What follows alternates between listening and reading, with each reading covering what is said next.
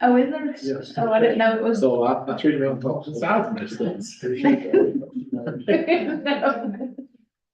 No, both sides. Okay, we are now live streaming. Righty, good afternoon, everybody. We'll go ahead and get this meeting called to order. It is 6:01.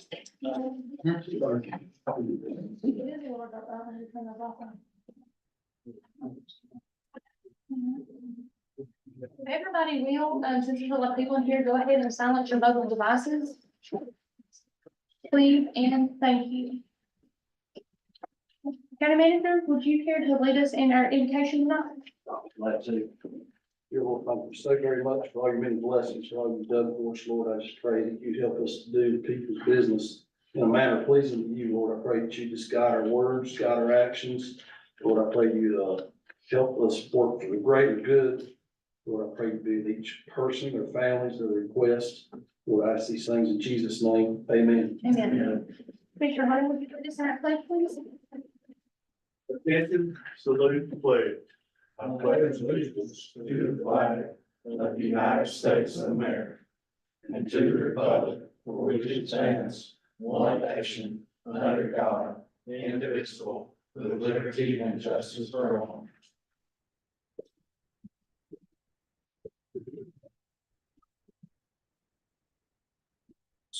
Everybody should be aware of our ethics and awareness, and our conflict of interest reminder. So if we have any conflict of interest, please go ahead and make those known at this time. Okay. Hearing none, do we have any additions or changes to the agenda tonight?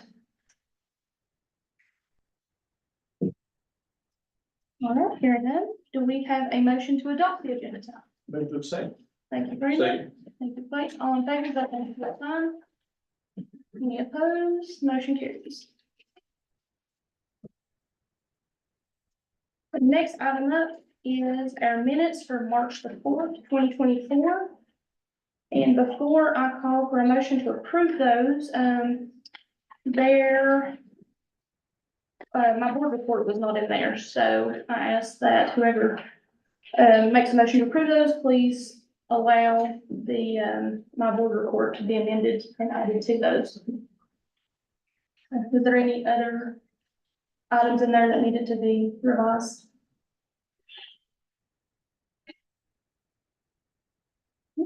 Hearing none, do we have a motion to approve the minutes with said changes? So moved. Thank you, Jeff. Second. Thank you, Steve. All in favor, vote by usual sign. Motion carries. All righty. Item 9 tonight on our agenda under reports and presentations is our employee of the month. Ms. Emma, we're gonna make you get up here in front of everybody. Lisa, do you have the resolution?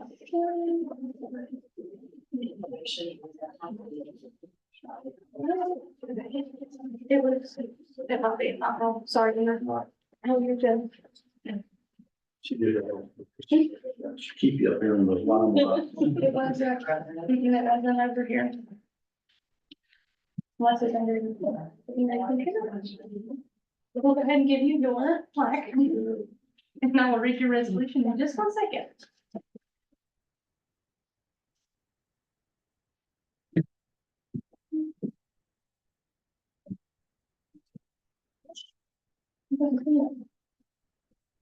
I speak to Miss Emma for a little bit. I've known Emma since she was brought into this world, many days ago. How old are you now, Emma? 24? Don't ask for that. That's- And, you know, I'm very proud of you, Emma, and what the lady that you became.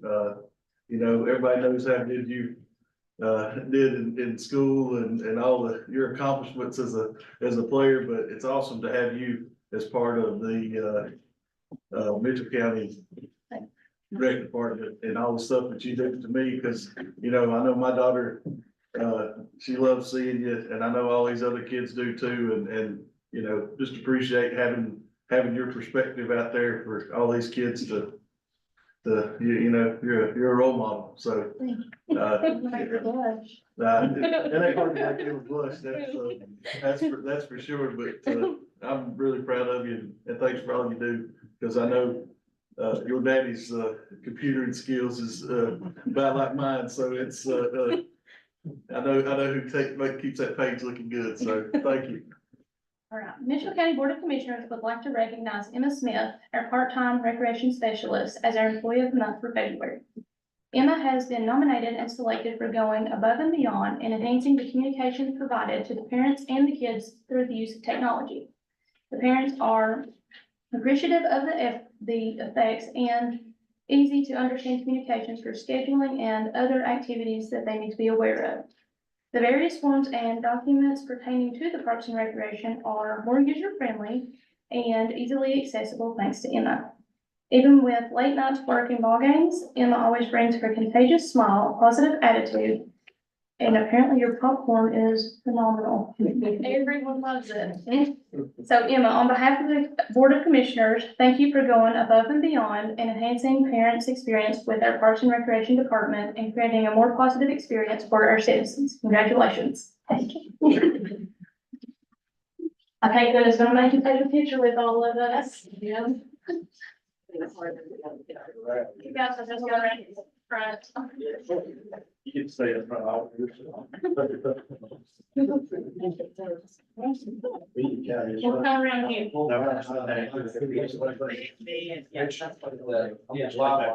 Scooch up here so Glenda can take a picture.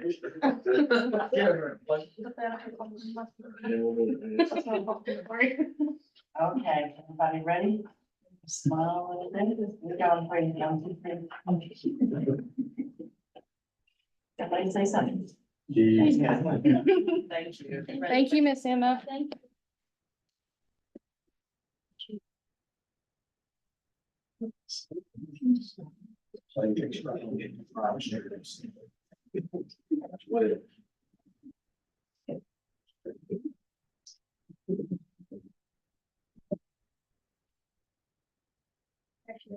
I was looking in the audience for Miss Kelly. So our next item under reports and presentations is our TDA update from Miss Kelly Jones. So come on up. Oh, hey, I didn't think I was gonna make it. I hate driving anytime I can not, that's better, especially going to Greenville, North Carolina. Hi Commissioners, good evening. This is my first time having to present to you, so I hope I do it right. I didn't get an outline of what to do, so I'm just going with it. So I just got back from, it was actually perfect timing, the tourism conference, so learned a lot, saw a lot, done a lot. I got to pitch to the media. I won't cite that to y'all again, Harley got to hear it, at 6 a.m. yesterday morning of me freaking out, making sure it sounded okay. So they were really interested in that entire pitch. It's interesting to know, like, I thought everyone knew about Smithmore Castle and Penland and Roan, not the case. Because I thought those had been talked about a lot, but I thought I would share kind of 3 segments with you. The first one is going to be what we've done so far, our upcoming ads that we've placed, and then long-term goals. So what my future here I hope looks like. So we purchased Rentalscape that helps us keep track of all the short-term rentals in Mitchell County. It's been super great. As of now, I've just found 3 errors in addresses or properties that have been owned, so it's working great. We're hosting a community-wide cleanup day on May 20th during National Tourism Week. On May 23rd, we're inviting all the short-term rental owners to meet our board and ask questions about the new increase in occupancy tax. Sorry, pregnant can't breathe sometimes. May 24th, we're doing a tourism employee appreciation breakfast in Bakersville and Spruce Pine. They are the forefront of our tourism industry, and we just want to show them how thankful that we are. We're gearing up for a bunch of cycle NC meetings that's taking place here in October in Spruce Pine. I've been working with the Historical Society for America 250. In 2026, America turned 250 years old, and there's a lot of grant money out there to do some really cool things with. So we're going to head and get a jump start on that. And Upcoming ads, our first ad just went live in our state magazine for the Blacksmith Festival. Next up will be the track tour. We have 2 ads going in the Blue Ridge Country Magazine for their Parkway Guide and Festival Guide. And then I'll be placing 4 ads at the Visitor Center that are there permanently. So my long-term goals, because a lot of people ask with this 3% increase in occupancy tax, what do you want to do with it? And some of this I haven't ran by my board yet, but it's just what I would like to see us do. I'm a big sports person, that's no secret. So sports tourism is definitely on my radar, especially with the new rec center and a YMCA coming. I've played YBOA my entire life, and so traveling and knowing that that's a pretty big industry in tourism. If you don't live under a rock, you know that sports betting has now come to North Carolina. So that money from that 50% goes to the general fund, 30% to major events, and 20% to college athletics. So I would like us to get our hands on some of that, hopefully. Infrastructure, the TDA, you know, has to spend the money on marketing and infrastructure. So I would like to see us have something that has a lasting impact on the county. I would like to become a retire NC community. So we can talk more about that, but it's just to say we're a great place to retire.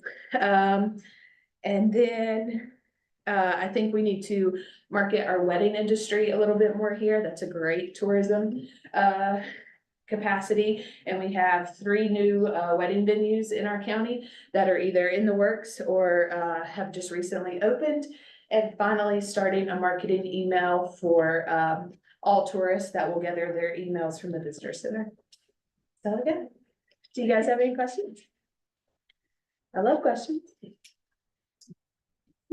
I was very impressed, even though it was 6 o'clock in the morning, that she was pitching these ideas. So, that she did really, really good about representing Mitchell County. If you would elaborate just a little bit, because I thought it was a very unique perspective. Of Mitchell County? Yeah. I mean, I have it written, it's not long, it was like 90 seconds, but, let's see. It was St. Patrick's Day weekend, so I was playing on luck a little bit. 3 is also my favorite number, so, I'll just give you a little bit of the spiel.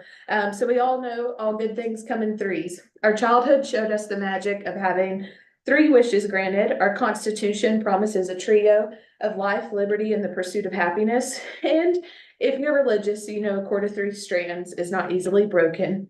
And the same holds true for Mitchell County. We like things in 3s. Mitchell County is home to a national scenic trail. Sorry, gotta breathe. A national parkway and a national historic trail. They're commonly known as the Appalachian Trail, Blue Ridge Parkway, and the Overmountain Victory Trail. Then I go into being part of the 3 peaks.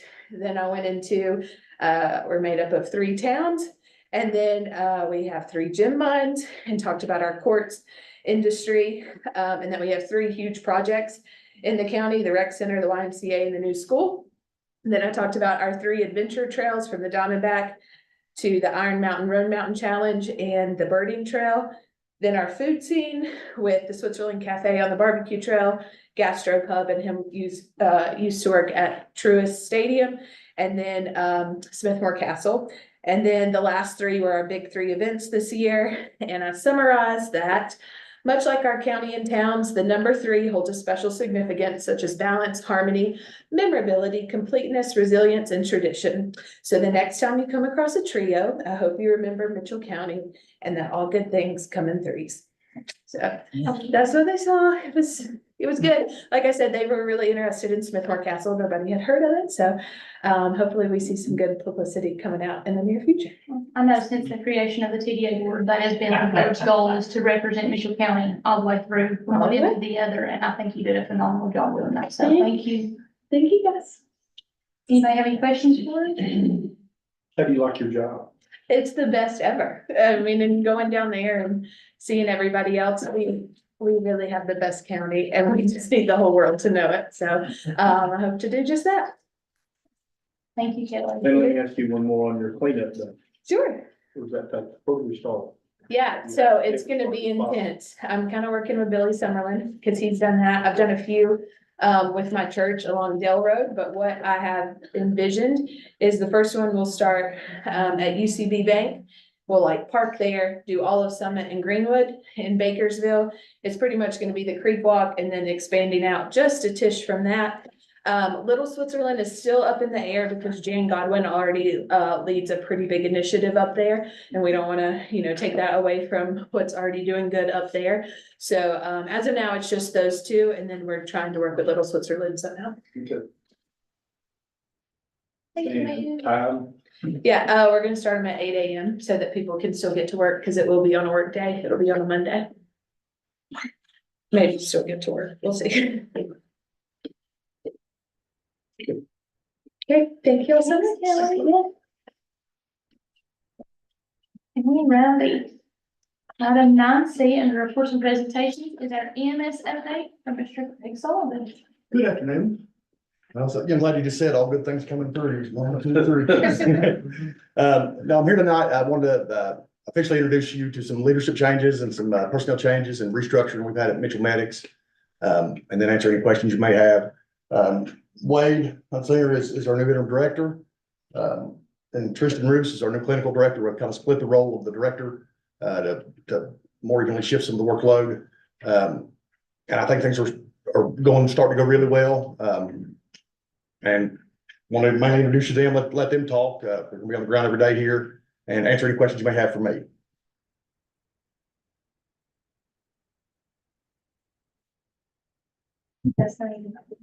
Questions for Craig before he has Wade come on up?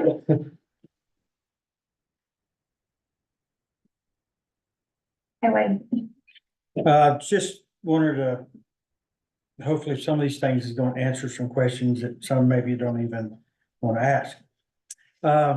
We're very aware of what was going on now.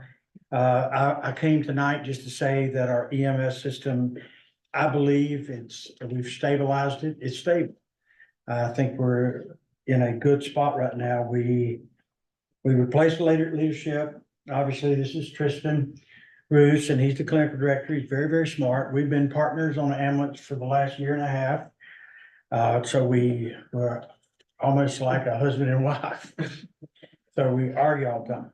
But replaced the leadership. Obviously, there was staff failure, but the morale was poor. The relationships with everybody had declined. So we replaced some things. We restructured. Craig is very involved and invested. And we now have improved communication. Morale is up, pay is up, the base culture, our medics are happy. Craig's following up with us. I didn't know he was coming to the base today, and he talked to some, and I was quite pleased at the answer. I'd be worried about some of them, but so we're paid. Our pay now is very competitive with surrounding counties, and that's helped a lot of people. So the EMS system is stable. It's working. We're responding to calls. We're responding to some bad calls, what we would consider high acuity calls, and we have 2 medics on scene to do that. EMS system is getting stronger. We've got a good recruitment going on right now. I had interviews today and tomorrow. There's 3 people I'm extremely interested in, and 2 of them, well, one of them is 2 counties over, but the other 2 are right here in Mitchell. I'm very excited about them. Of course, I live here in Mitchell. Say, I'm not pregnant and I'm having a hard time breathing. Me too. So I'm very excited about that. We've had 2 former employees that recently left, want to come back. Imagine this, they don't like working in Buncombe. Just met with him 2 days ago, and they'd like to come back. We are running the QRV, quick response vehicle, 24/7, and this has allowed us to put 2 medics at every scene. I know that's what the contract calls for dual paramedics. And obviously with the staff shortage, we have not been able to do that. We had a very tough call with what we consider one of our own recently, and I had to go back and look just to make sure. But we had one of our fire chiefs who's a paramedic on that scene. We had an advance there. And then, we had one of our supervisors there, so we're working really, really hard to put 2 paramedics on the scene, because that's what you guys want, and that's what we're trying to do. Once the staffing shortage comes to an end, we're hoping to keep the QRV going at night, because we come down to 2 trucks at night, and the thing that has been an issue there is, we have some bad acuity calls during the night, and it's nice to have that third person, or we get a red transport to mission, event trip, something like that, and we'd already have 3 people. So we wouldn't have to sit in the hospital and wait for a driver and that kind of thing. So look at a lot of things. I will say this, the previous director hired some EMT basics, and he was not supposed to do that. I'm certainly not gonna leave those guys out in the wind. So we're looking at some ways we can utilize them, and hopefully in the next, and we're working mostly medics and advanced, but we do have a couple basics, and they were hired and they shouldn't have been. But they're there, and we're gonna use them, and here within a few weeks, I believe there'll be the third person on the truck. So I'll be happy to report that. We're even looking at additional QRV possibility. So pays up, better staffing, better culture, better relationships. Last night, we had a QRV up at Fort Mountain. We had 2 trucks down at Ledger Fire Department, and then our training officer was, at Spruce Pine, and it's funny, he went there and he made the schedule, and they ate steaks at Spruce Pine last night. I think that might have been arranged, now that I think about it. So our relationships are, just turn around so much, just in a couple weeks. All we needed was just that little boost. That's all I got. Any more questions? Yes, sir. I guess the first thing I'm gonna say here is, thanks for being honest. Standing in front of the crowd, your live stream. No, you pretty well laid everything out there that we heard, talked about, discussed amongst ourselves. On your staff, I think you said you were interviewing 3 and 2 wanted to come back for those paramedics. All 5 of those interviews are paramedics. Okay. And do you have any trucks right now that run 2 paramedic trucks? Okay. Yeah, couple. But, I tell you what, I'd like to come back next month and tell you how many we got. Cause I feel pretty good. We're gonna be, I feel like we're gonna get back to full staff pretty quick. But right now, we are putting 2 paramedics on the scene of every single yeah. needs one. Oh, yeah, we're running the QRV. He's on it tonight, so call comes in. It's mostly advanced, but like I said, the basics are there and they can drive. And so, right now they're there, but 2 paramedics is on every scene. As I give the example, truck arrives on scene and, someone's nauseated, sick, we all get there. They're gonna get some Zofran fluid and go to Blue Ridge. The second paramedic in the QRV can go somewhere else or head back to the base or something. But when the call comes out, 2 paramedics respond. I've seen that QRV following the ambulance at the hospital, is that, so if there's an issue, they can pull over and. Yeah. Well, yeah, we've had a couple of those where, one happened to have a law enforcement officer riding in the back, so stay close, and if they need to stop, we'll just leave the QRV there. So. It's a good idea to give you guys some flexibility. Yeah, it's actually working, pretty good, because we just had it the other night. This past Saturday, we had 2 red transports, and, those need to go lickety split. And, so, like we had the 3-man crew there ready to go quickly. The second one, involved somebody that we work with all the time and hear all the time. So that's kind of like, may sound corny, but it is one team, one family. So a lot of us believe that 100%. Is the QRV station at the base? At Ledger, yeah. Okay. We're in the works. I know, several people have talked about, you know, why is everything there? And I guess we're there because that's where it was at. But we're looking at ways, I think Harley, I may have sent you some information. Like we know statistically that on Thursday between 1 and 3 in this location, last year, there was more calls there. But I mean, you know, nobody knows what's gonna happen in the next minute. So, so we're looking at that. Obviously, most of the calls happen in Spruce Pine. So we're looking at trying to keep a truck there during the day. And so we can get there faster. Tell me a little bit about how y'all are working with the first responders and the volunteers in the community, and maybe what are some of your plans on building bridges and that? So recognize the problem. The problem was we had staff members working for us who shouldn't have been working for us. And they created a lot of problems, and they should have been let go a long time ago. But things were swept under the rug from the previous person, and I'm not putting this all on him. I'm just saying that's what happened. They was there for far too long, and they hurt some relationships. Because I've got specific examples. And, you know, I've become a junior fireman when I was 16. I'm 60 now. So just a couple years ago, I retired from being a fireman. And so first responders are in my heart. So what we're doing specifically, number one, what we heard from the fire chiefs, they want to know us. So obviously, if we have calls Monday night, we can't go to the meeting, but if there's no calls, we're going to be at a fire department somewhere, and we're not calling in an extra crew just to have a truck there. We're sending a regular crew. If we have to call in a crew to man a truck, we will, but we're going to put that crew there. So just getting to know each other.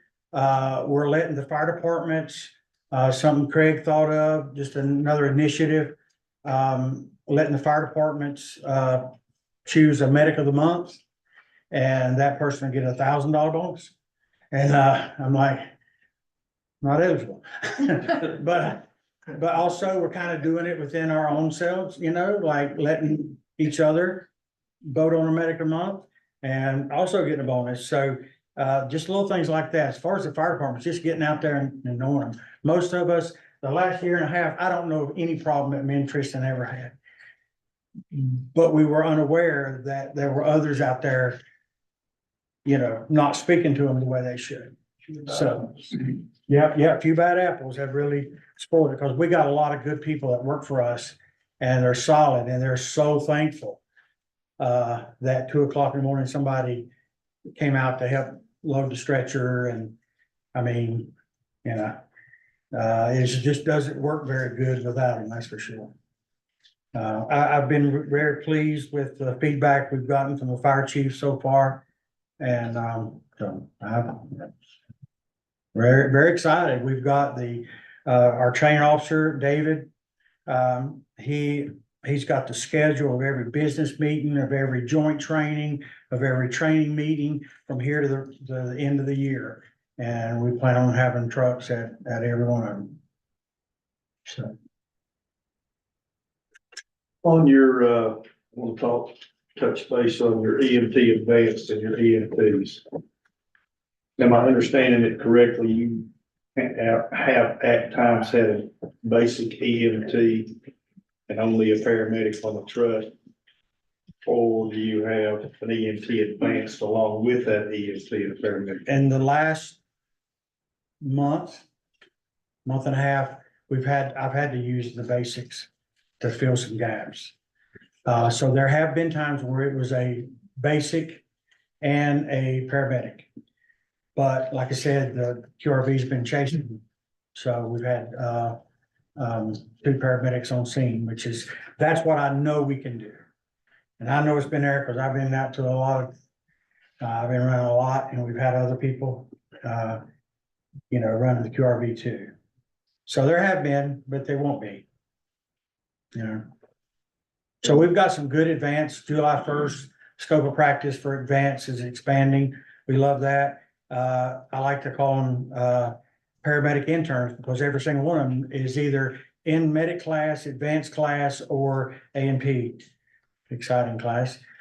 So, I mean, all of them, this is their future, and all of those basics are here. So now we know a better way to bring them up, and of course, obviously, one day we want them as paramedics. And so we're gonna use them, but like I said, as soon as we get the staffing problem fixed, and I feel really good. A few days ago, not so much, but right now I feel really good that we're gonna have the staffing issue taken care of in the next week or two. Okay. And, you know, this is a huge concern, transports.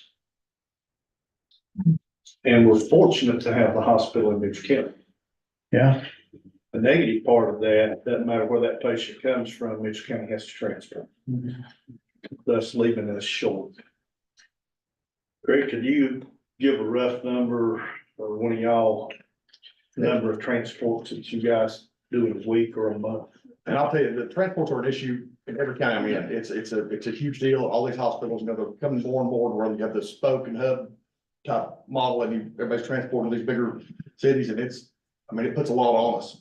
As far as the numbers, Wade, you know, well, let's say, take February, there were 74 interfacility transports, we just call them IFTs. There were 74 of them out of Blue Ridge. Now, interfacility would be the Greens. hospital. Hospital. IFTs is hospital, yeah. Okay, Discharges to the Greens, the Mitchell House, that's just a call. We don't really call that AFT. So Blue Ridge had 74 interfacility transports. Out of 74, I think RTS did, what did we say?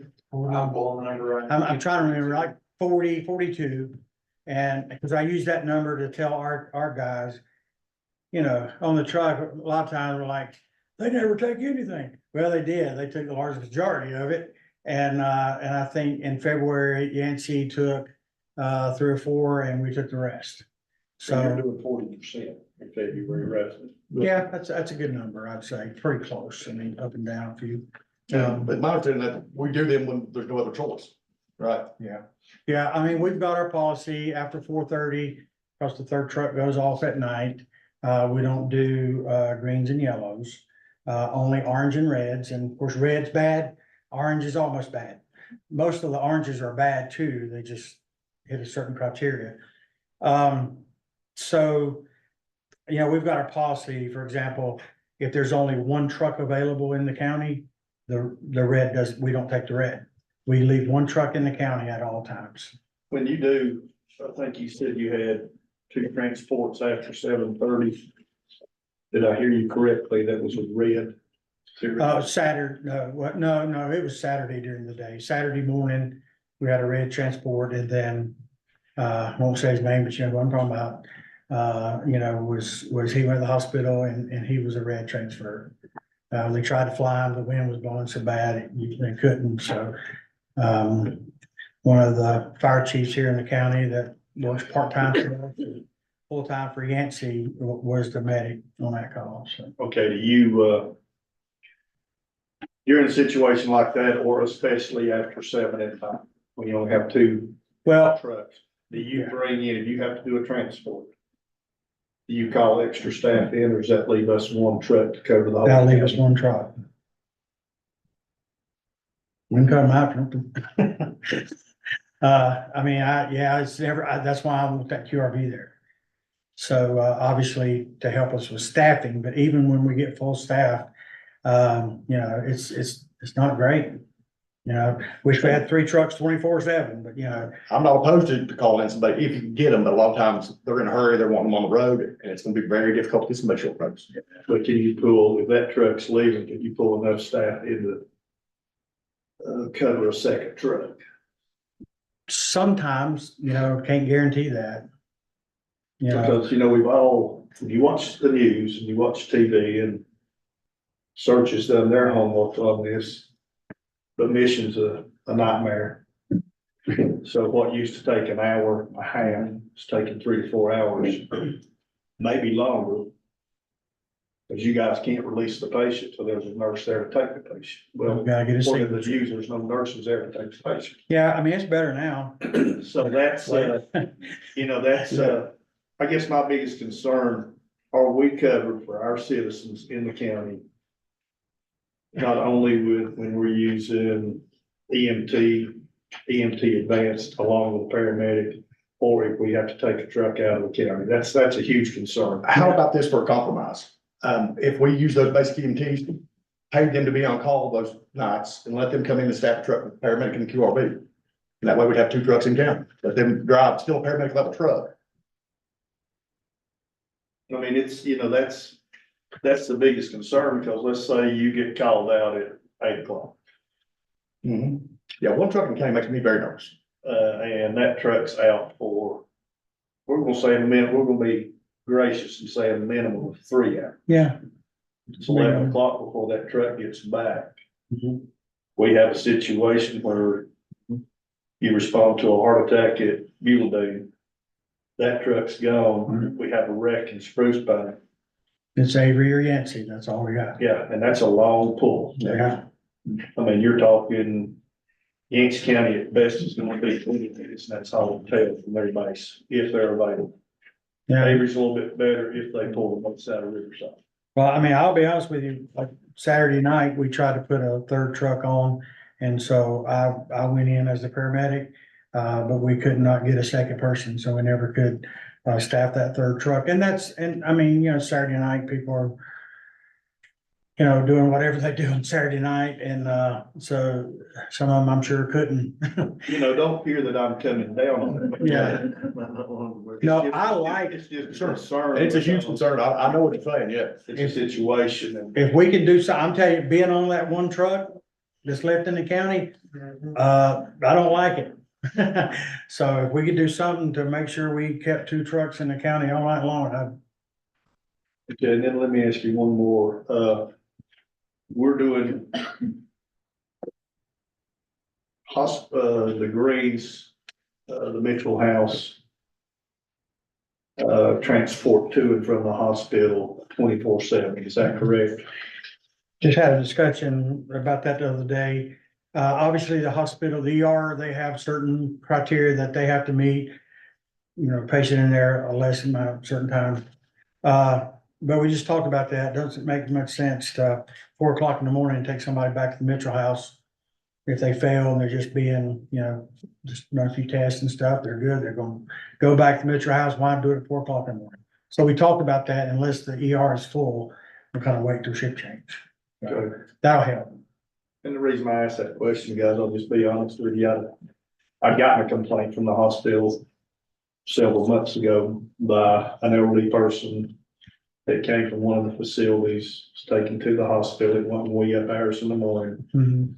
was ready to go back and basically laid in one of those uncomfortable beds until 7 AM, you know, 6 hours. Yeah, And I remember, you know, Craig, when we talked about this, that was a concern with the commissioners that were sitting. Yeah.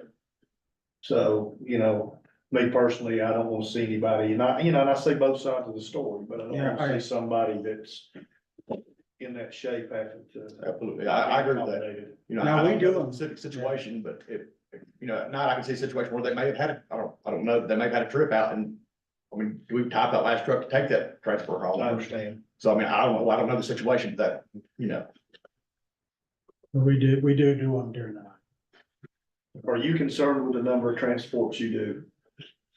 With leaving the county short? anytime there's one truck in county, it makes me very nervous. Yes. I mean, you know, because you never know what's gonna happen. And let me ask you this, could Mitchell County or could Craig Sullivan, whether it's a county or it's your own entity, provide transport only in non-life threatening circumstances? I've looked at that and I've looked at it a lot because I have this issue in every county. It is so very difficult with labor rates right now until the rates come up for Medicare and Medicaid. It's not a moneymaker. That's why there's not people knocking the door down to do it. Okay. if that answers your question. It does. I mean, it would be, it'd like be digging a big hole and throwing money in Okay. until the rates come up.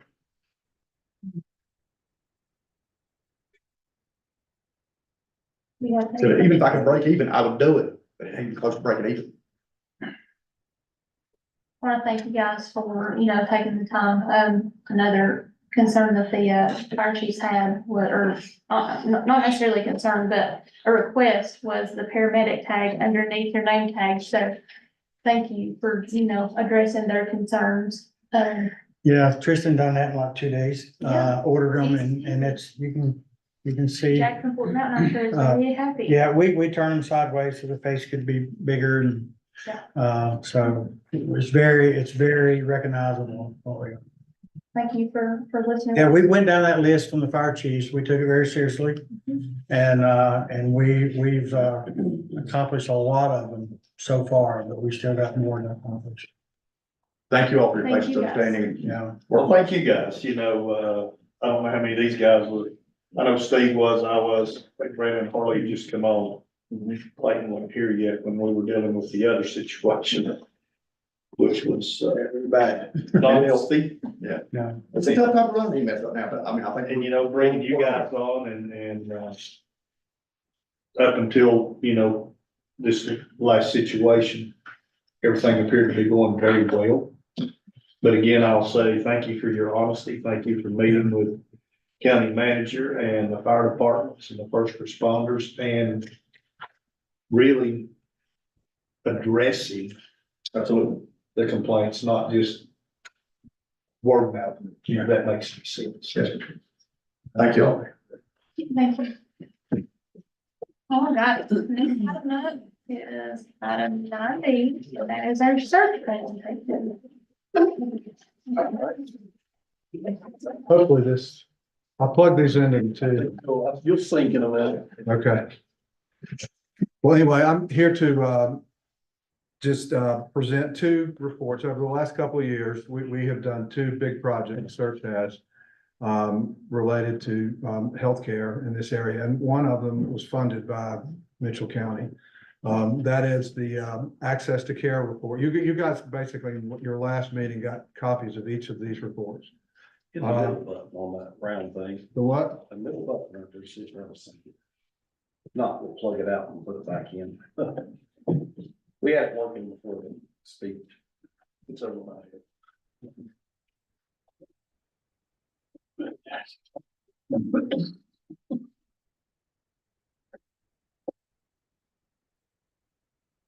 Anyway, the two reports were a CEP report, which was a report that was compiled entirely from listening sessions, from law enforcement, from healthcare workers, from school administrators, things like that. And it was focused on substance abuse. And some pieces of that report were included in the presentation that you all got last meeting from the folks that are working with Pat. The other report is called the Access to. Just on your screen, guys. Very good. Okay, is the Access to Care report. Now, this is a report that is essentially empirical data, the most recent publicly available data that we could find. And it's divided into 5 categories, really. Mothers and young children, youth, adults of working age, seniors, and behavioral health. Because of time constraints, I'm going to present you some of the data that we got on behavioral health, which is related closely to what you all heard in your last meeting.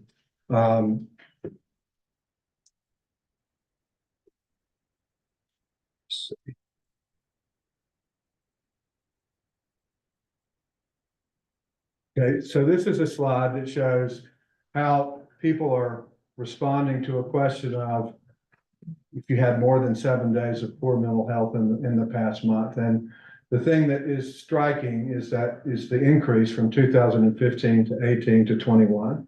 And, 2021, we were right in the middle of the pandemic. And so I think that those numbers are probably affected by that. But, those are pretty large increases in a relatively small period of time.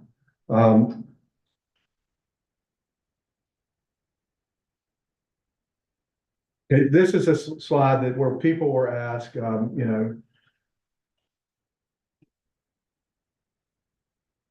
accessing, how difficult is it to get mental health services, be it a counselor or whatever. And again, these numbers, the reports that we get back from people are significantly higher and seem to be growing in the wrong direction, going up instead of leveling off or going down. Most of the mental health visits are anxiety and depression driven. By the way, the purple on the left is Mitchell County. The green on the right is Yancey. So I meant to say that initially. 54% of Mitchell County residents are reporting that either their own life or somebody they're related to has been negatively affected by substance use disorder. It's an interesting statistic. The opioids, again, which are, and the good news is that the rate at which they're being dispensed and used professionally and legally is going down in the county.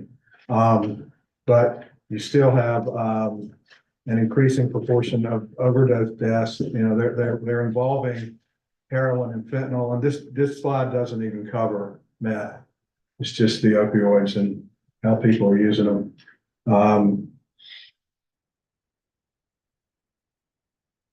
The opioid use disorder is what we're seeing an increase in the number of patients receiving, I can't pronounce that, but I think it's a pretty common drug for this.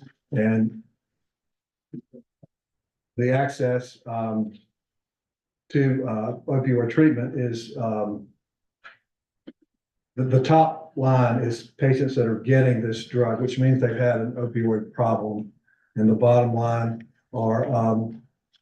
is the people served by the OUD treatment program. So you can see that the gap between the two is getting larger, which is not a good thing in this county.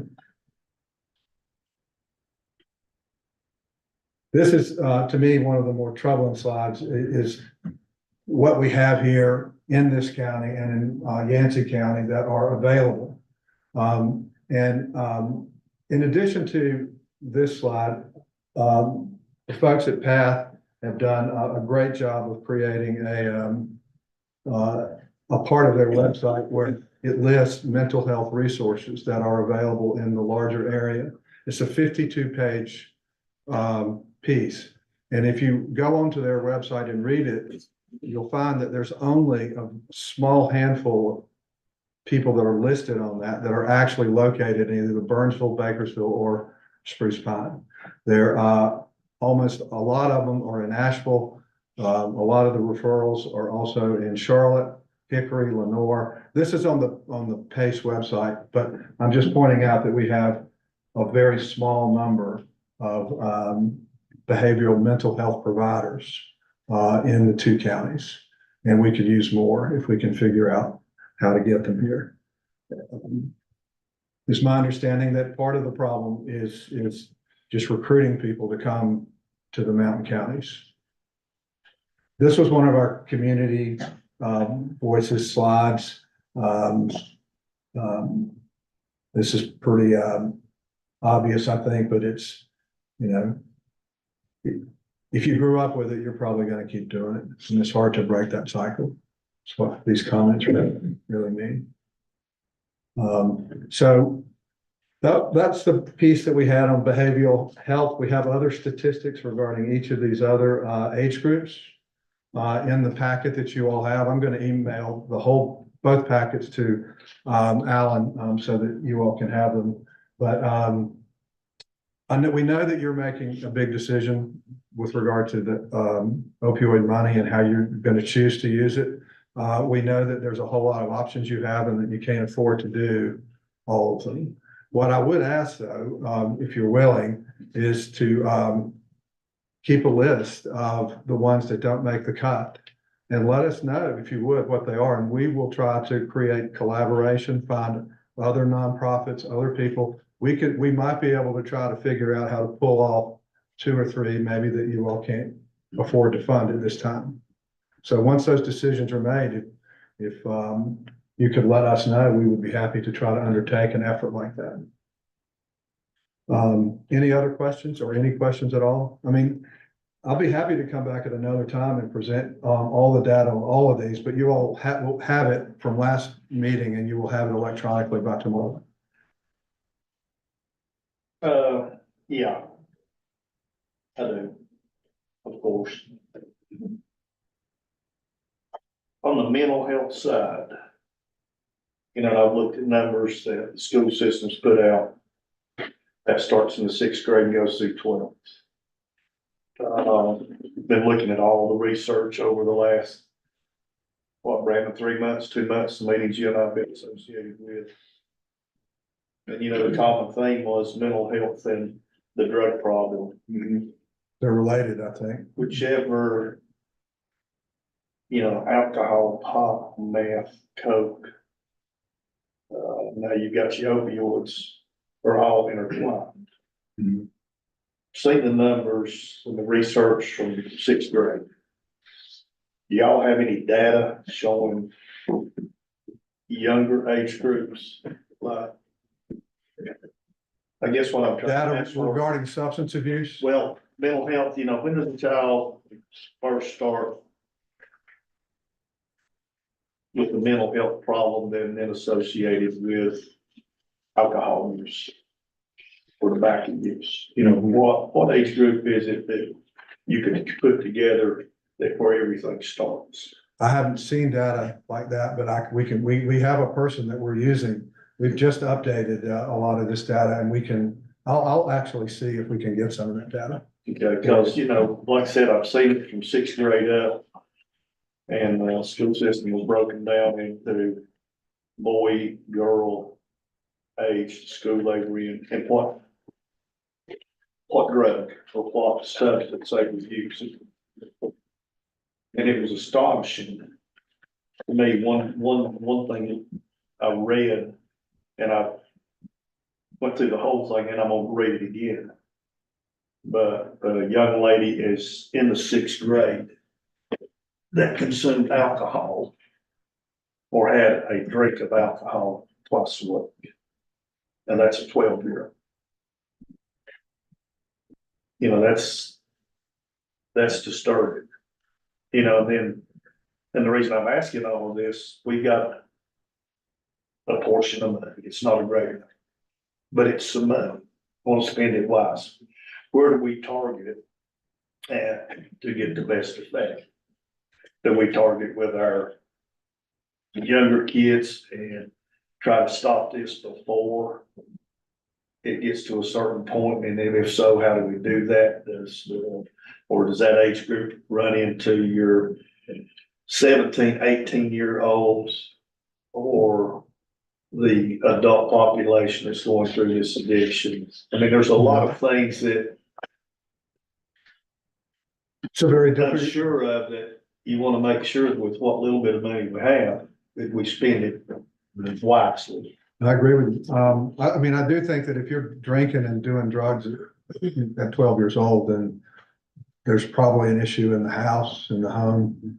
And it has, you know, I mean, I can't imagine a better thing to do than trying to break that cycle of addiction and alcohol use, if it's possible. But you have to have mental health professionals available to families and children in order to do it. And, you know, and I'm sure at that age group, 12 years old, and that's, you got a lot of things changing within a young person's body, physically and mentally. And then that's when you start seeing depression coming in.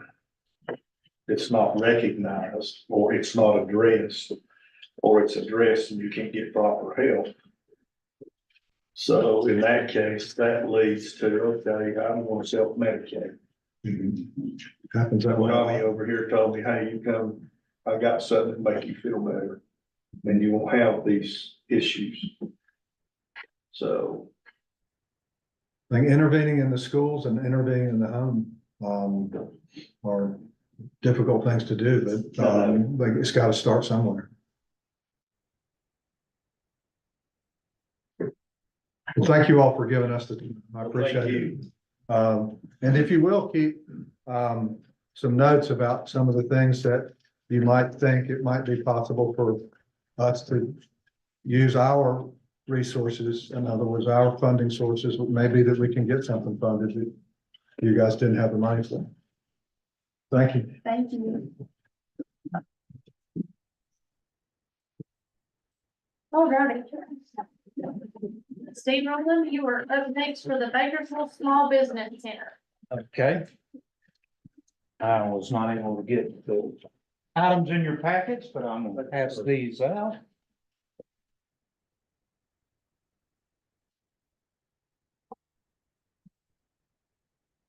I've got a new initiative in Mitchell County that I want to discuss with you. It's something that's been discussed among a small group and, looked at for about 5 years now. So it's not something that we just thought up, yesterday, but we want to bring it to your attention because it's moving forward. To begin with, everyone get a packet? To begin with,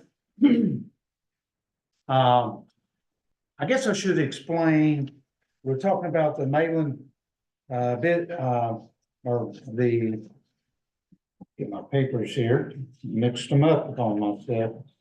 The Bakersville Small Business Center, and that is part of what's called the Maitland Business Institute. And to begin with, I need to talk about what an incubator is. I'm sure many of you know what it is, but some people listening may not necessarily have any experience with incubators. What an incubator does is it provides a space for new companies, new groups of people, or individuals who are entrepreneurs who are looking for the opportunity to start a new business in an area where there may not be enough resources, there may not be the space to start that business, or they may not have be equipped with all the tools to start a new business that they necessarily need. And we try to, as an incubator, bring all those things together, all the resources that are available and tools available in the area, as well as space. The Maitland Business Institute, we incorporated last year, and it's in the process of starting its first incubator, which will be in Bakersville on Hemlock. We have a space, and due to one particular donor, we have been able to retain that space and are looking to bring it up to speed, so to speak, as the first incubator. And that will be called the Bakersville Small Business Center. Now, what the incubator does is we're not doing necessarily education classes. We're not doing the consulting work that our Maitland Small Business Center does out of Spruce Pine. What we're doing is providing space. In this case, we'll have five small spaces, a reception area, some internet, some resources there to allow business to get up to speed. But we're collaborating with Maitland to provide the classes on how to start a small business, the classes on how to handle your finances, how to do your compliance with the IRS and so forth. So all those tools will be brought together, as well as the businesses having a space. We are going to be, we will have a selection committee, so these companies or groups of people have to be vetted to make sure if we're going to put them in that space and allow them to use office space and some lab space, then we want them to be successful and have the opportunity for success. So it's got to be a good idea. They got to write a good business plan. Then they've got to make application, and we'll provide tools for more than just those 5. To try to get people vetted and ready to come in. It's not meant to be permanent, but it's meant to be a space they can use. Probably, the board has to decide. It'll probably be up to 2 years. But it'll be more than what's available, say, the Small Business Center over in Spruce Pine, which is, there's space for them to use, but it's not a permanent space. So this is what we're trying to do as an incubator. We're focusing on services and on small manufacturing.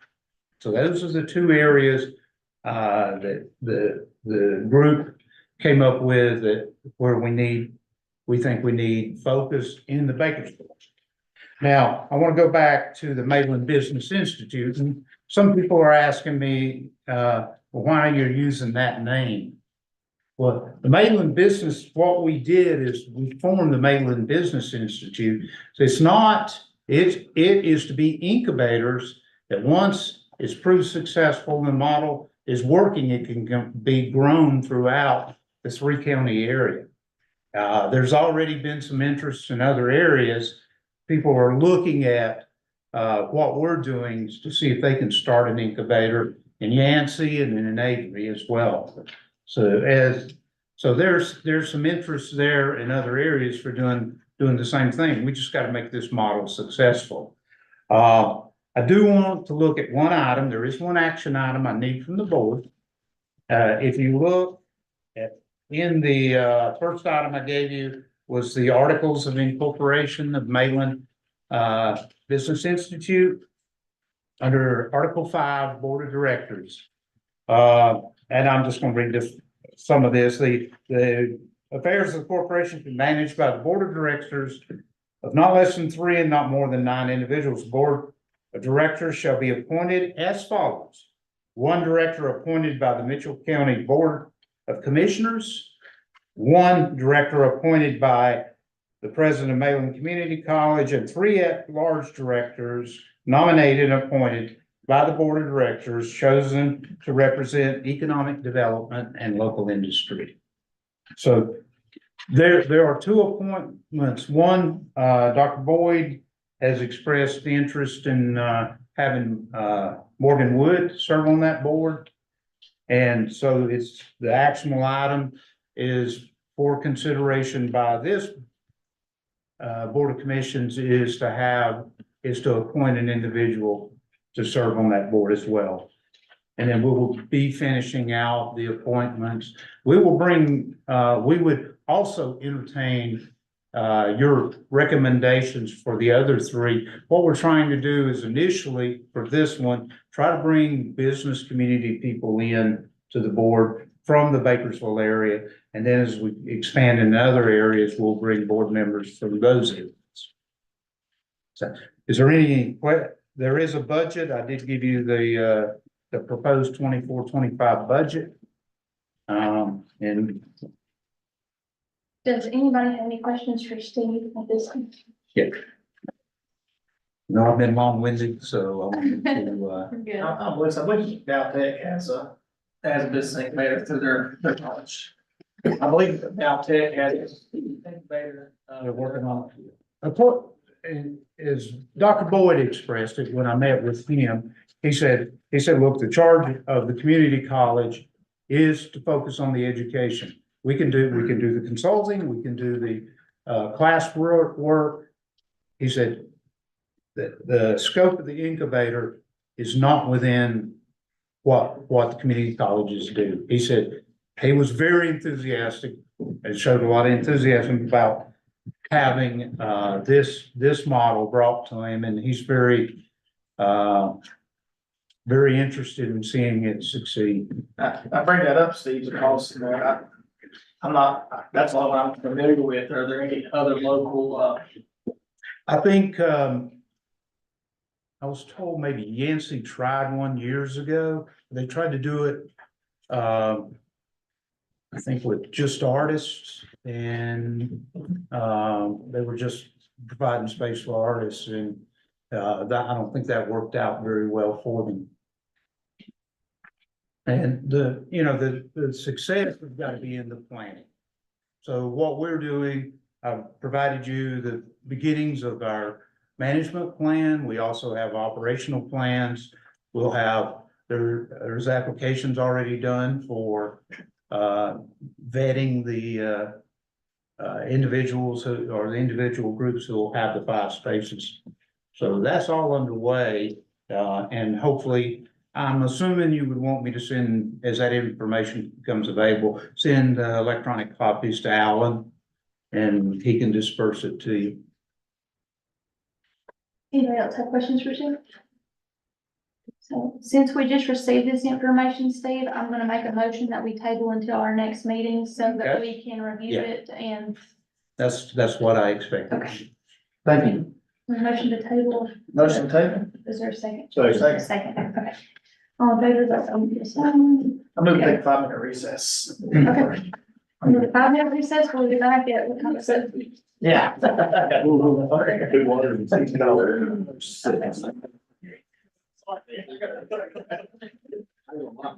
I'm right there with you. Live and frame still going. Is that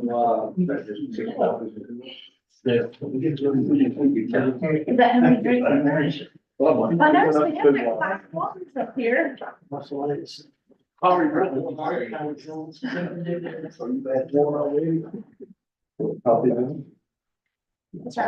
Yeah, they should be appalled. I don't know. But yeah, don't say anything. You used to get when you're case my fault and don't worry. That's it. Where's your red shirt at? Buddy. And man, I never dreamed of everything let out. Got additional copies. I was in hog heaven. I know He was too.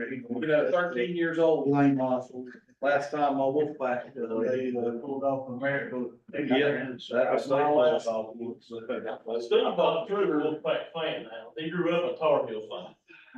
Yeah, but he come down and saw a But the lot. Lord blessed Lord him. changed these folks, The Lord said it'd be the way. He come down and he saw the light.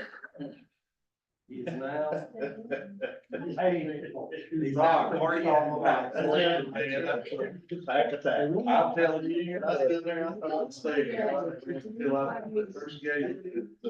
Stay played and I realized I could rest.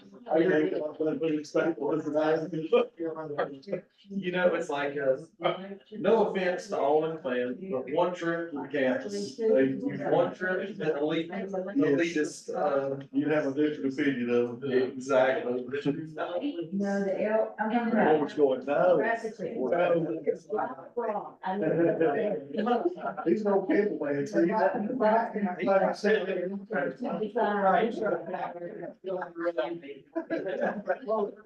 Everybody in my house Sunday morning showed up. Church was ready. Hey, I wore a NC State shirt for work yesterday and have to go to a funeral. I mean, so that was bad. Just appreciate to see how many were talking about still. I always have to say, where's that? Where's that? And the term about it actually Breaks the heart, deflates the spirit. It's all right. You're going to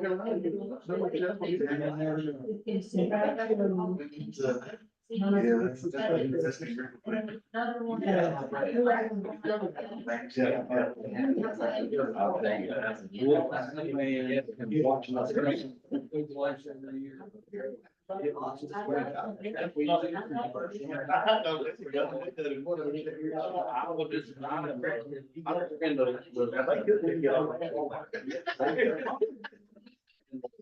They believe they're believers. And that can beat you forever. How? You could tell. Measure on paper.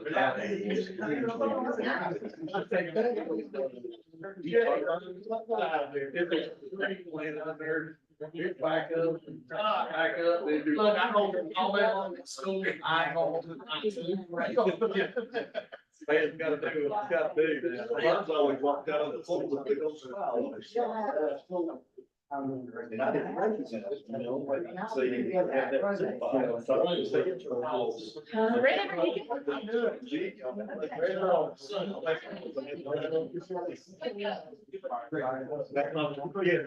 Yes. They could have done a little bit, get a little bit more into it there.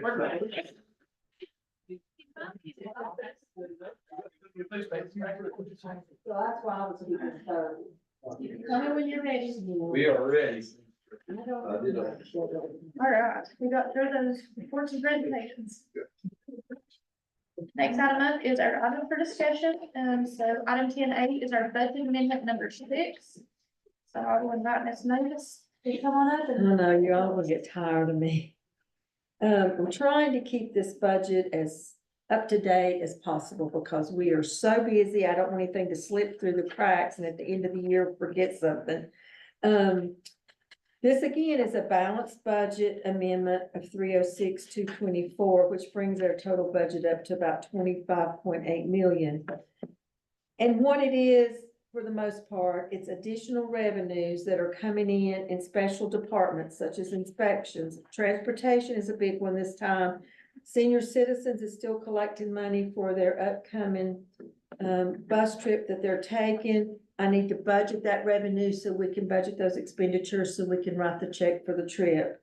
Also, Brock's got a few additional revenues in recreation, and then we continue to gain investment interest. Of course, when we did this budget, we did not have money in investments the way we do right now. We didn't have it structured that way. So those monies, thank goodness, are offsetting the expenses in each one of those departments. And then in some extra expenses, such as last month you approved for the fire department water points. I can go ahead and put that money in the budget because we have a little bit of extra revenue and go ahead and take care of those things as they're coming up. Let's see if there's anything else really notable. I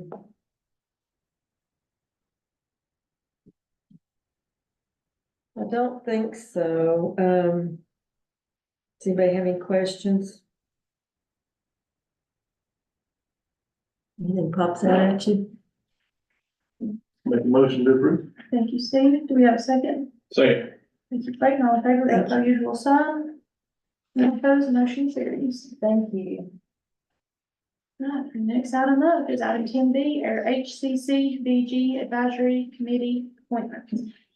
So in your packet, you should have received the Mitchell Senior Center memorandum that Taylor had put in there.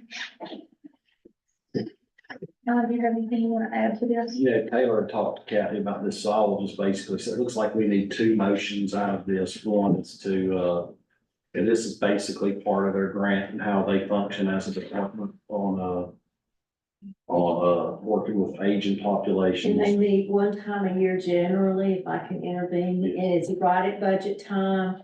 And it's when they do their budget with, High Country and break down how they're gonna spend their money, this committee has to come in and look at that and agree to what they recommended. And that's basically, it's just a requirement for them to get their money gallons right. Yeah, that's clarified very well by the finance manager. So we need a motion for, the senior center needs to be appointed as the lead agency for senior services in Mitchell County for the fiscal year 24-25 budget process. It's one motion. And then second, we need, the, Home and Community Care Block Grant Advisory Committee needs to be appointed to work with the budget matters in this budget season. So the chair of the county commissioners would sign the funding plan when it's approved by the advisory committee, but y'all have to approve the advisory committee to move forward on that. Do we have a motion to appoint the senior center as the lead agency for Mitchell County? So, Yes, you got it, and I'll second it. Okay, All in favor, vote by usual sign. The motion carries. All right, now do we have a motion, second motion, which was the Home and Community Care Block Grant Advisory Committee? Second. Thank you, Clayton, all in favor? The motion carries. All right. Let's see. That's probably tomorrow, I'll get that back to Kathy, whatever she needs, so. All righty, Brock, you're up. Item 10C is our consider plan approval and bidding documents. Okay. Stan's got a bunch of stuff that nobody can understand but him. Right here. Bunch of papers. Yeah, you don't need your glasses. That's what the glasses. As long as you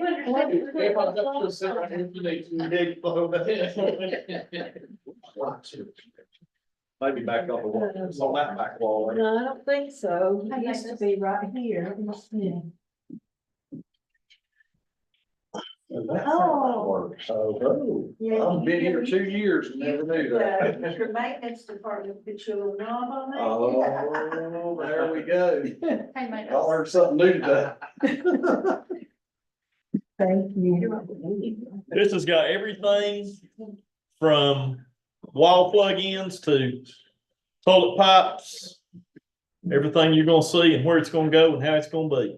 We've met probably a couple or three times, I guess, haven't we, Alan, about this right here, so. 2 weeks. probably. Yeah. So, they've been hard at work, and we're finally about ready to put it out to bid, see it as a reality. Yes, so I'm gonna add a little bit to this, and I know Stan can talk in on the technical and the process. What we need and what we're doing here tonight is a plan is kind of, it's a construction document and it's needed for bidding. And they are moving quickly to get this thing bid ready. And we are wanting to make sure that, you know, we get the minimum number of bids, because if we have to go out and rebid, it puts us real close to a June 30 deadline that is kind of tied in with some of our grants. So we're moving this up into this meeting in order to get the board's approval to move this plan forward as a bidding document. And then the other thing we're gonna ask the board to do tonight is to give us the go-ahead to bid, and then our special projects manager, Lloyd Heiss, had set up a resolution that he needs the commission board to pass. So first off, I think we'll leave it at that, and Brock, Stan, y'all can answer any questions that our group may have or provide input. It should be right here. On the desk. Just clarification. Stan, this is the plan for the construction. It is. This includes all the architectural, mechanical, electrical, plumbing drawings. The structural set is not in there. It's not complete because we're waiting on the metal building. That will be completed, officially completed after the bid and all that's awarded, so. But yeah, thumbing through here, you've got all the building code review, goes into the floor plans we talked about a little bit before. Got elevations, of the building on the exterior. Then different wall sections, door and window schedules, all this, of course, will be used for bidding. And we're starting to hear some, different noise about different contractors that are interested in it, which is good news, so. Where all do you advertise this? On the Okay. County website? So the bids are gonna be, all contractors will be routed to the county website. So that's another thing. It's gonna take me about 3 days to give David enough time to put that huge, about 100 pages worth of different documents will be connected into a link off the county homepage. We'll have a bidding announcement of the job, routing it to the county homepage that will go out into the newspaper. We're required to bid out in a minority publication, so we'll be running that out. The bid time frame will start April 4th, and I think we're gonna try to run that about 3 weeks to give folks plenty of time. And you know, we'll be Stan will be kind of working on answering their questions that they have. So we're setting up that infrastructure, which is no small task to get all that going. Out for, under contract by May 15th, Alan. Well, that's our goal is we want to have this thing contracted by May 15th. We've even built the contract so they can see that ahead of time before And I think, they'll be ready to. yeah, Lloyd said he's gonna give it 45 days Yeah, to mobilize. Yep. So you're gonna see something by July? Yep. And then when it hits, to my knowledge, it's gonna go pretty fast. So outside of that, like. It'll go quick. Yeah. Yeah, that's one good thing with the pad already ready. That's gonna really speed things up. Save a lot of prep costs and time too, so. Is this sprinkled? Yes, the, gym, all of it. All of it is. Yeah. It's exciting. You guys should be proud. Cause you're gonna be part of it when you're dead and gone. So I'm saying, you know, Ryan looks We're big. building a plaque with your name on it. So, you know, and basically, I've never met this much in my life. And Ryan said, there's no wonder nobody's never tried to build a rec center. So when we're all dead and gone, that rec center's there. It's exciting. Exciting. Rock, something else, Yep. and I mean, think when Alan said there's a plaque that everybody's gonna go on, I'd also like to see some sort of plaque or picture of your, rec group. Yeah. Advisory. Yeah. With picture. They've made a bunch too. Absolutely. Yep. Because I think they've been instrumental in this as well, so, Mhm. I would like to see that, so don't let me forget, whether. Yeah. You did a review with those guys. I did a review with them last week. So we had everything last week with the rec board. So Brandon can add to that if you want to at any time. I'm ready to make a motion if there's other questions. Anybody have any questions? Okay, I'm ready to move that we, approve these plans, keep it on business. okay. Second. Thank you, Jeff. All in favor, vote by usual sign. Motion carries. I know you need a motion for this, Yes. right? So. All right, I'm gonna read this and then we'll need a motion for this. Be it resolved that Mitchell County Board of Commissioners finds that it is in the best interest of Mitchell County to consider factors other than costs in the awarding of the, construction contract for the Mitchell County Indoor Athletic Facility. Among those factors that it shall consider are reliability, experience, competence, timeliness, financial ability, and reliability. Past performance history, past payment history, and making its determination as to whether any bid should be rejected or found not to be qualified. Responsible bid, even if the bid is at the lowest bid received. So, Just for clarification, council, the board of commissioners have the final authority on accepting. Is that correct? Yes, that's correct. Once bids are unsealed, they'll be reviewed by this board and ultimately a decision as to whom to contract with or even whether to contract with anyone, rest with. we have to have three. We have to receive 3 bids. A minimum of 3 bids, otherwise you have to re-advertise it, Okay. for an attempt to get additional bids. But the initial, opening would need 3 bids. And if I understood it correctly, we do not have to take the lowest bid if there's a red flag with any of the bidding contractors or not. Did I hear that wrong? Yes, so statutorily, the statute speaks to bidders have to be both responsive and responsible. And much of the resolution that you have before you addresses whether a bidder is in fact a responsible bidder. And, you know, whether there are other issues or things, we can certainly get into that when we, unseal the bids and, Mr. Cook, reviews them and makes a recommendation to us.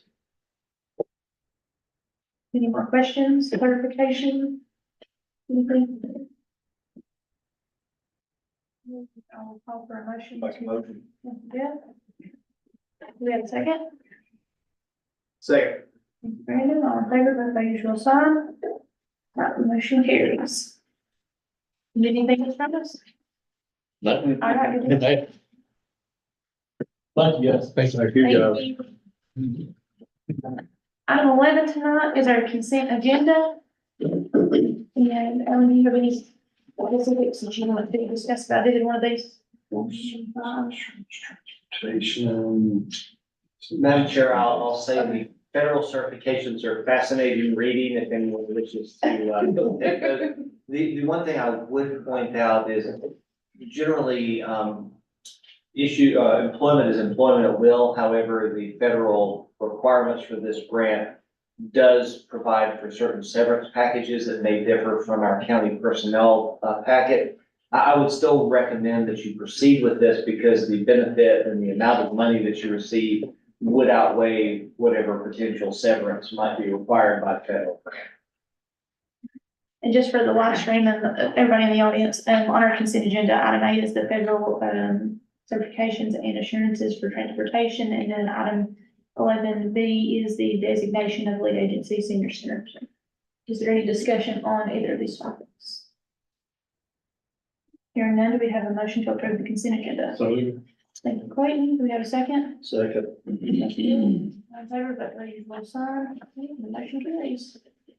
All right, Mavis, you're back up. Do you have anything for your financial I'm report? not gonna, you're gonna get enough of me over the Next month? We are pretty deep in budget right now, so you're gonna get enough financed shortly. So I'm gonna pass tonight.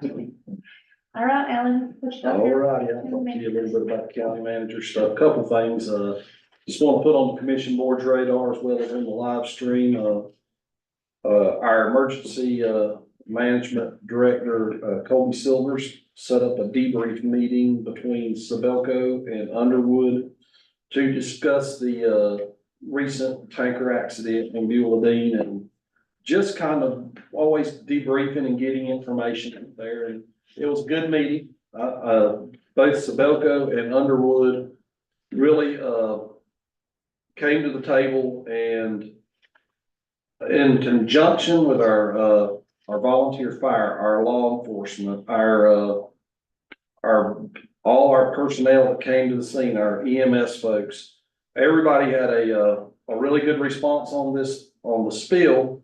But I wanted to bring out a few things that we said as we reflected on that. Number one, Sabelco and Quartz both, has a requirement that none of their trucks, their tractor trailer trucks run during school hours. That will be the AM hours and during the hours that are when school traditionally lets out. Sabelco has plans to move their acid-based storage facility to an area with better and safer road access, with wider roads to get there. Because some of these problems are narrow roads. Mr. Underwood with Underwood and Weld Trucking basically said that, you know, if they take a truck through Iron Mountain area, it will be an empty load. They are not going to be bringing, even if it's diluted acid, over through the Iron Mountain. Those will only be empty trucks. The designated route for trucks to access the Red Hill area is on the 197 to 226, then down by through Green Mountain up through Burnsville. So that is the set route, I believe, if I'm remembering that correct. So, you know, they're constantly looking on ways to improve. Chemical spills trailer was at the site. It was ready to be used should we have needed it. We fortunately didn't have an issue that we needed it. They offloaded the diluted salicylic acid. By the way, salicylic acid is in acne medication, if you look at acne medication. So they took the diluted salicylic acid, Underwood, offloaded it into another Underwood truck. The total amount of salicylic acid that got out was under 2 gallons. Total amount of diesel fuel that got out was less than 15 gallons. The minimum factors were not met for the chemical spill ordinance to go into effect, but the spill was not classified under the federal guidelines as a spill to make that go into effect. We have planted grass seed and or the companies have planted grass seed where the wreck occurred, and cleanup has been conducted. So I wanted to tell the commission board and the citizens about that. Changing gears a little bit, working on an agricultural center to be moving into Bowman. Our extension building that we have right now is down here in the old annex building in Bakersfield. This building is 60 years old. It's, basically not airtight, has a lot of aging issues. And so we're looking at moving it over to Bowman. So in the future, I'm gonna be bringing up a resolution for us to move forward with moving extension towards Bowman.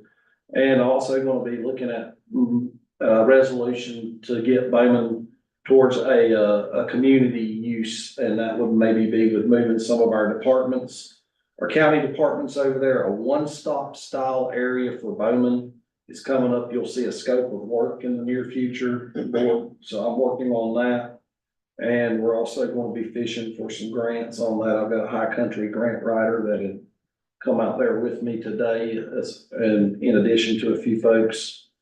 So we're looking to move and get Bowman into a really neat facility for our ag needs. And so that's on the horizon. So be ready for that. But right now, as Mavis said, we are in budget season. And so Mavis and I sat together and we have a lot of things coming up, a lot more expenses than we've been used to. As we go into new facilities, as we finish projects, there's a lot of money that's needing to get things into the finished and furnished mode, to the usable mode. So, we are running a lot of finances, and we're trying to treat the county's tax finances wisely and spend wisely. So, it's a time of year that's very busy. That will conclude my county manager report for now. All right, thanks. I was notified that we do have a need for a closed session tonight, and so, according to North Carolina General Statute, that will be 143-318.11A3. Okay, and so for this closed session, we will have the county attorney, the board, Alan, and then Mavis. Anybody else? Do we have a motion to go into closed session? Thanks, Jeff. See you. See you